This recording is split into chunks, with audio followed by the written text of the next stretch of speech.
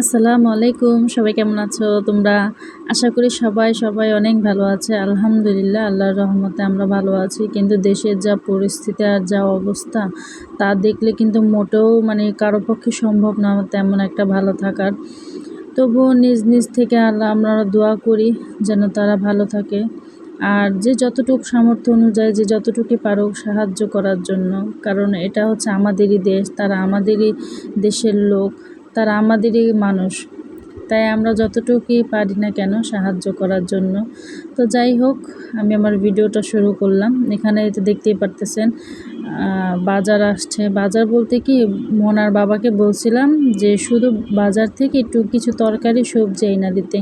সে তাকে পাঠাইছি, সবজি আনতে দিছি, সে পুরো যেন মনে হয় বাজারে উঠাই নিয়েছে। আর এত শাক দেখে আমার মাথা গেছে গরম হইয়া, যে এই যে পানির সিজন এই বর্ষার মধ্যে বা বন্যার মধ্যে না আমরা শাক একটু কমই খাই।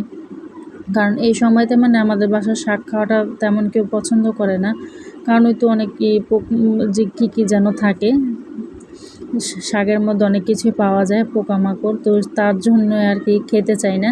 তো যাই হোক, আমি অনেক রাগের মাথায় আর কি বাজারগুলো খুলতেছিলাম। দেখতে পারতেছেন পলিথিন থেকে আমি কীভাবে এগুলো ফালাইতেছি উল্টাপাল্টাভাবে। তো আমি এখন এই তো আপনাদের জন্য দেখার জন্য একটু সুন্দর করে গুছিয়ে একটু দেখালাম। এখানে ছিল লাল শাক 4 আটি আর হচ্ছে পুঁই শাক 2 আটি। চিন্তা করছেন, হ্যাঁ 2 আটি আনার কি দরকার, 1 আটি আনলেই হয়ে যায়। লাল শাকও কিন্তু 2টাই হয়ে যায় না, সে বেশি আনবে। আর দেখা গেছে শাকগুলো যখন দেখছি তখন ভালোই। তো এখন আমি হচ্ছে এই যে কহিগুলো এগুলো ধুয়ে এগুলো ছিলতেছিলাম। আর এই যে দেখেন ছিলাম আমার শেষে। আর এই তো এর পাশে আসুর যে শাকগুলো বাঁচতেছিল ভিতরে অনেকটা পচা, কারণ যেহেতু পানিরই তো এগুলো ভিতরে পচে যায়। শাক অনেকটাই ফালানি গেছে। তো যাই হোক, আমি এখানে হচ্ছে আসমা আবার শাক বাঁচতেছিল, আর আমি হচ্ছে এই পাশে রান্না বসাই দিছি, ভাজি করতেছিলাম কহি ভাজি।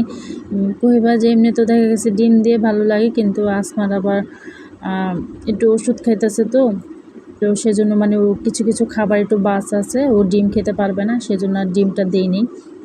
ডিম ছাড়া এমনি একটু মশলা দিয়ে আর কি ভাজি করছে। আমার কাছে ভালোই লাগে কহি ভাজি। তো এখানে হচ্ছে পাঙ্গাস মাছ ভুনা করব। আর আমার কাছে না ভুনা তরকারি এখন কেন জানি ভালো লাগে না। আগে কিন্তু খুব পছন্দ ছিল ভুনা তরকারি, কিন্তু এখন ভুনা ভালোই লাগে না। মন চাই একটু তরকারি ঝোল খাই, এরকম একটা ব্যাপার।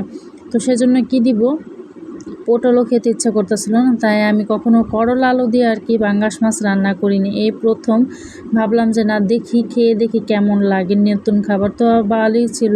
তো ভিডিওটা কেমন লাগলো সবাই জানাবেন। আল্লাহ হাফেজ।